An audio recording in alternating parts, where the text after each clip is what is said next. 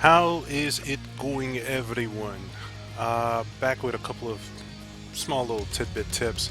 A couple of things that kind of popped up is, as the title says, we are pushing things a tad bit further with some more research. And what do I mean by research? Well, basically I was working on some extra state pages, trying to get even further with the crazy ass schedule that I have, so I have to do it at like crazy ass hours. Well, late night. Anyhow, so I was basically going through, let me see if I can reproduce the gesture as is. I was basically going off a gesture I did for a character that's somewhat not going to be that prominent in Volume 5, but we'll see where that goes. So basically just going off the gesture, trying to set it up on a page. Let's see if I can just, man, maybe I should have had the panel right here, but let me just try to pull it off like that. So basically went from a gesture and then tried to, you know, go further with the drawing itself. And for some reason, I just couldn't pull it off. I legitly couldn't pull it off. I tried multiple things, or I tried multiple approach. I even tried analytically breaking it down with shapes, forms, and such things. And I simply could not process it. And this is where I kind of just, okay, dropped it and went, okay, well, instead of, I really want to get that pose down because this is what the scene is about, and I'd have to redo the entire thing. What is going on? Like, straight up said, what's going on? What's happening? And then I started slowly, I went through a couple of process, but this is where the research aspect of it all just began, where I couldn't, like, this pose wasn't being able, I wasn't able to push this pose to the level I wanted, and basically I had to research. So I started doing, again, thumbnails, because thumbnails are fucking great. But with these thumbnails, after doing, let's say, the front, which is, let's say that this is the front of the character, okay? And then adding the dimensions to it. So this is our front pose. Then I'm like, okay, well, let's add the side to it. Okay, what would it look on the side? And just extending, let's say, parallel line to keep measurements, or pseudo measurements. Okay, you're just keeping it loose, but they're okay. Well, he is a bit fatter. I'm imagining him a tad bit fatter as a character. So one thing just clicked. It's like, okay, this character is a tad bit fatter. Not Bo' Rai Cho fat, but maybe more. We'll see where that goes. So, okay, fatter, how does that translate to front? Okay, well, front may be a bit more curvy. Let's try to get all the lines, like just going back and forth between both thumbnails to get to that, to get all those that information in. And then I just thought, okay, well, I've got two views. Why not try to go for another? Why not look at the back, but maybe at a 3/4, just to try and understand? And then I just stopped and went, okay, well,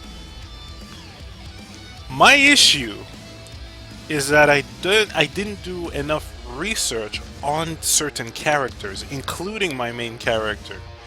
And it goes from, okay, it kind of starts out with these thumbnails where I'm figuring out how the character is, let's say, or should be in 3 dimension, proportion wise, and then just how the elements are set. But later on, I kind of went on and went, well, wait a second, this kind of clothing, what kind of, how would the hand fit inside the clothing to give this kind of detail? And this kind of got to a second level where I kind of had to look at this hand. So seeing that this character from this gesture is a panda, I kind of had to go, well, wait a second, how, oh boy, panda hand. Because in the gesture and in the thumbnails, I always had this character, most of the times, 90% of the times, with the hands folded and hidden with the clothing. But this is where I kind of have to go, well, okay, so how would this character's hand go?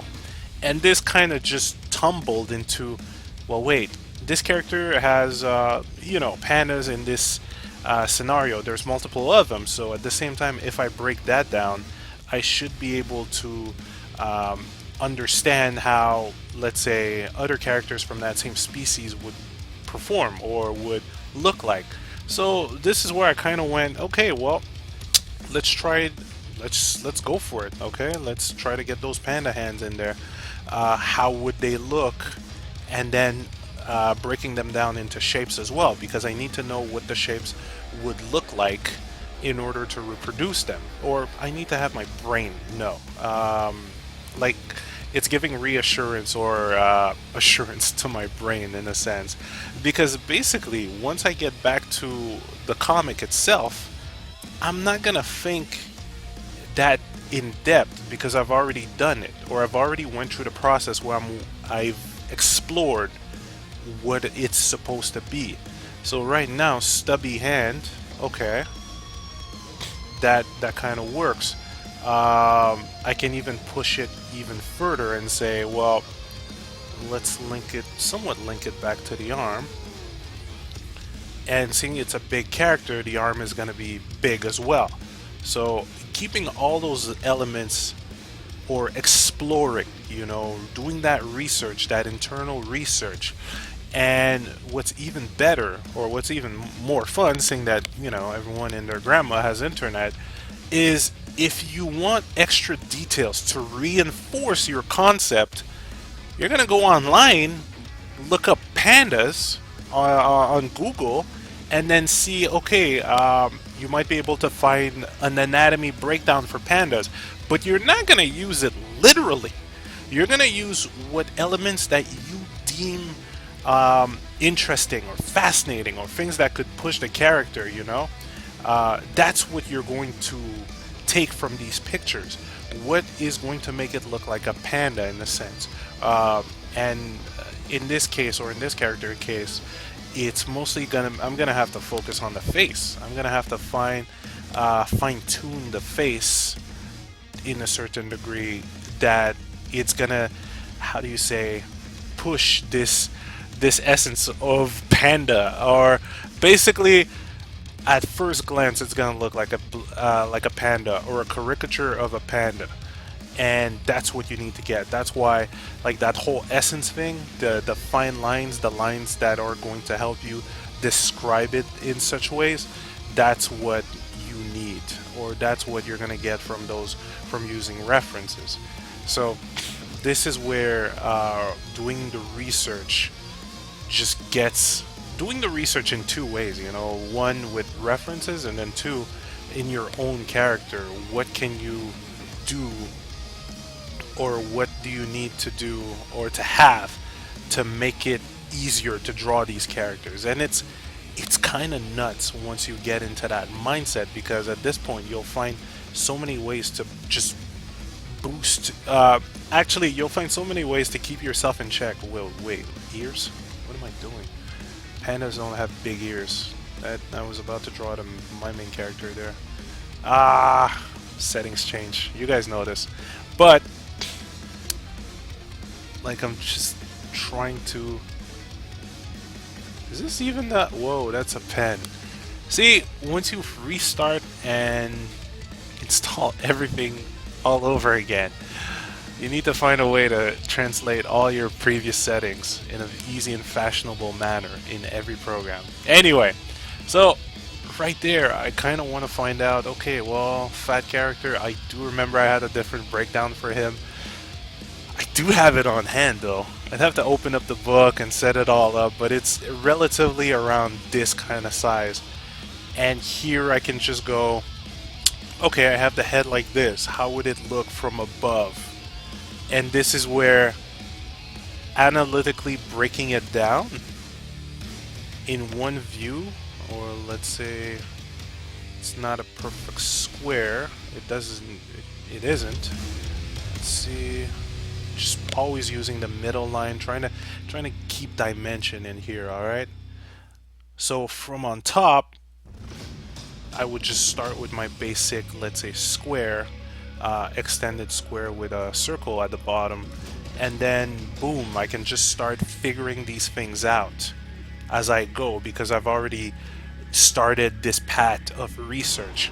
And this gets so much fun because, okay, aside from the fact that you are not working on your concrete, well, you're not working on your page, or I wasn't working on my page, but I was understanding my characters, my setting, what they were wearing, what they were, how they would feel, in movements, and what they would look like on different angles. So once I'm gonna get back to this page, this panda's mine. It's like you ain't gonna stop me there, and that's the power of doing your research in a sense. It's a pain because sometimes you just want to dive into it, and I know the feeling. I just wanted to dive into it, get extra stage done, and but then this kind of piqued my curiosity, and I managed to get some new tools and assets from it. Hell, even when it comes to clothing, I'm starting to think a tad bit differently about clothing. Am I gonna get to the page? I better, but I guess at this point I might as well finish my research and not spending eternal amount of time on it, not needing to make it too complex, just enough, especially for like throwaway characters, because this panda is a throwaway character. You'll just see him in this volume, and that's it. That's all. Especially when it comes to throwaway characters or bystanders, like you don't really need to get to that length. I might try to do that I might try to record that for my main character, but since I'm mostly working on paper because I'm having an easier time on paper, we'll see, guys. Yet, at least I'll have all that information on hand in a sketchbook that I can just open up and boom, use at will, or it's gonna be in my brain. I've let's say in the future, I've already went through the breakdown process of trying to understand how elements would look in certain angles and why, because of relativity.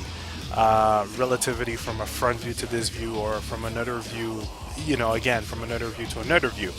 So because I have all of this down, going back to the task of drawing these characters and settings is going to be a bit easier. A tad bit easier. So it's something that I kind of shied away from at the beginning, or it just didn't hit me as hard as now. And I guess with all this,